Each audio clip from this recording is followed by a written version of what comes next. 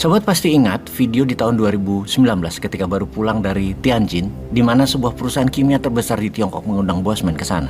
Sekedar mengingatkan dalam cerita terdahulu yang mana keluarga Bosman yang Wong Deso ini punya lab kecil, juga punya sebuah perusahaan pemurnian logam di sebuah kota kecil di wilayah Jawa Timur. Kerennya kalau bahasa asing keluarga di kampung itu secara temurun kami adalah keluarga blacksmith kali ya, atau pandai besi istilah Indonesianya. Mbah-mbah dulu turun temurun memang pengrajin tosan aji atau pengrajin keris. Namun bukan keris sakti yang ada warangan dan sejenisnya, hanya keris biasa untuk pajangan atau dipakai di acara pernikahan. Juga sebagai pembuat pacul, pembuat parang dan sejenisnya. Pastinya derajatnya belum empu atau pakar besi, belum, hanya tukang. Secara temurun, kami juga dari dulu dikenalkan dengan istilah sumuruping geni atau nyalain api. Karena mengerjakan hal-hal yang berbau metal pasti memerlukan api yang panasnya tinggi. Bukan hanya mengenal api, ya mainan api ya dari kecil. Mulai dari yang ditiup, dipompa, menggunakan bahan arang, hingga saat ini menggunakan gas. Bahkan yang terbaru pakai flash atau kilatan api. Selain pandai besi, ada kebiasaan yang baru dibangun oleh kakak saya, yaitu memisahkan mineral-mineral diurai sampai yang terkecil, dipisahkan atau di-crack. Salah satu yang beliau crack adalah lithium, Li. Jumlahnya tidak besar, namun benda ini kami jual ke dua perusahaan di Eropa. Sudah lama kami lakukan, mungkin lebih dari 20 tahun, yang jumlahnya kecil juga. Entah bagaimana tahu-tahu benda ini ada di tangan perusahaan besar kimia di Tiongkok, TCC, Tianjin China Chemical. Mereka meminta kita menyuplai ke TCC, di mana kita pun bertanya untuk apa lithium itu. Dijawab untuk power bank rumah. Sahabat semua tahu pasti bahwa baterai pakai lithium.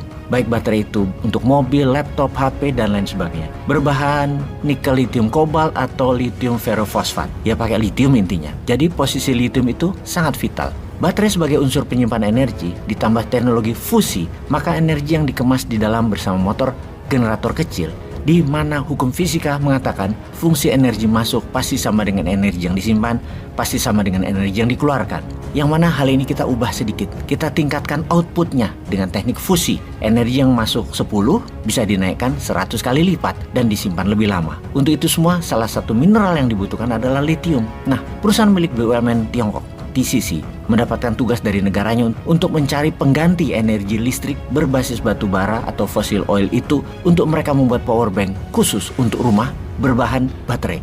Mereka berencana membuat power bank untuk rumah yang hanya di charge 2 jam namun bisa menghasilkan daya selama 24 jam menggunakan power bank. Jadi kalau biasanya bayar listrik mungkin sebulan 1 juta untuk daya listrik 3.300 watt di perumahan, sekarang jadi hanya pakai 20%-nya saja untuk mencharge dengan hasil sama 3.300 watt.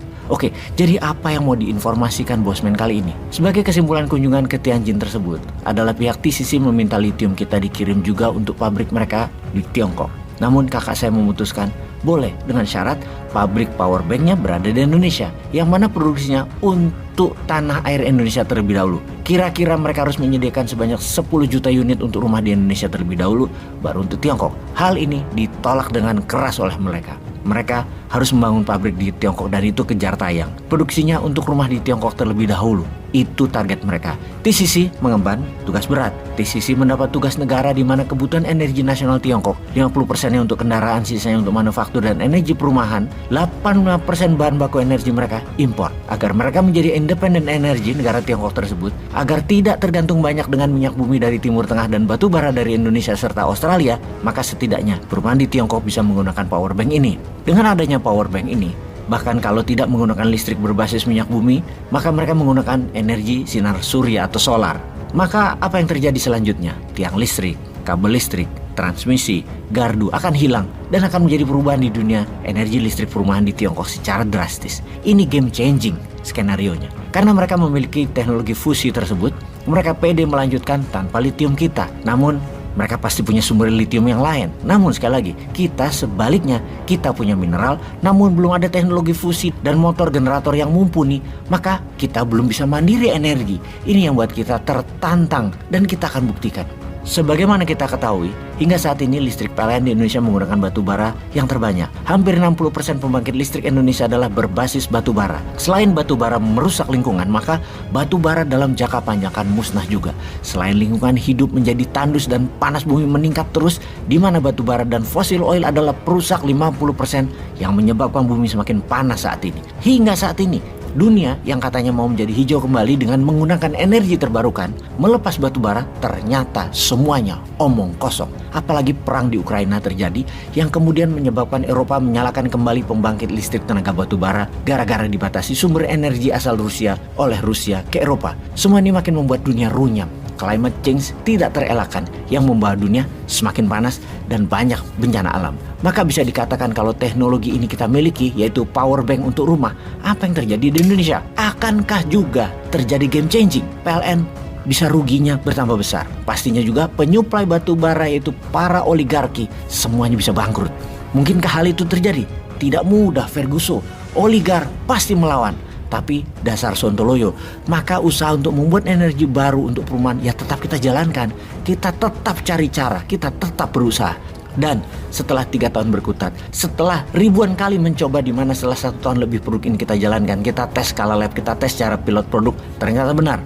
Produk power bank untuk rumah ini akhirnya siap untuk komersial. Produk ready dan sebentar lagi kita akan melakukan soft openingnya. Ada 2 model bisnis dan macam alat energi ini nantinya kita akan pasarkan. Alasan pertama adalah karena belum mass production, maka harga jual dan harga pokok penjualan belum menemukan titik critical mass-nya, maka harganya belum bisa murah. Jadi 2 model bisnis ini jadi pilihan. Pertama adalah 100% alat ini kita jual dan harganya kami yakin hanya bisa dibeli oleh kalangan ekonomi A. Harganya berkisar 45 jutaan dan Anda tidak bayar listrik seumur hidup, garansi 15 tahun. Jadi kalau Anda biaya listrik di rumah setiap bulan 1,5 juta untuk listrik 3.300 atau 5.000 watt, maka setiap tahun Anda harus membayar ke PLN adalah 18 juta rupiah setahun. Dalam 2,5 tahun harga power bank rumah tersebut lunas terbayar. Model bisnis mesin kedua, harga baterainya 9 jutaan dengan daya 3.300, 5.500 dan setiap bulan bayar jasa pengecasan. Berapa biaya listrik tersebut kira-kira? Kira-kira adalah 50% dari harga bulanan Anda. Katakan Anda biasa membayar 1 juta rupiah, maka Anda cukup membayar pulsa charging 500.000 sebulannya. Anda akan on terus listriknya. Sebelum kita meluncurkan produk ini, maka informasi ini kita sebarluaskan. Karena kita semua tahu 100% produk ini pasti akan perang dengan PLN batubara. Perang dengan PLN sesungguhnya perang dengan oligarki yang menyuplai batubara ke PLN. Itu sesungguhnya sih. Walaupun alat ini meringankan hingga 50% biaya listrik bulanan masyarakat, namun oligarki tidak akan mendiamkan alat ini beroperasi dengan mulus.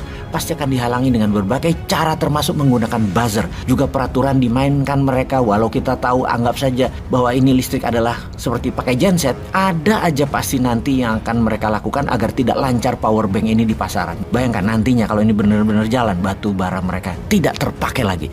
Inilah mengapa kita yang penantang globalis dan oligarki ini berangkat unjuk kekuatan dengan people power. Yuk kita gandengan tangan untuk membuat negara kita menjadi independen energi, utamanya energi kebutuhan rumah tangga. Kita tidak lagi bergantung impor, kita tidak lagi bergantung pada negara lain. Inilah masa kita mendukung produk anak bangsa sendiri. Sahabat, kita akan melakukan soft opening ini di Solo segera untuk menunjukkan kita bangsa yang mampu berdikari dan mampu berdaulat energi.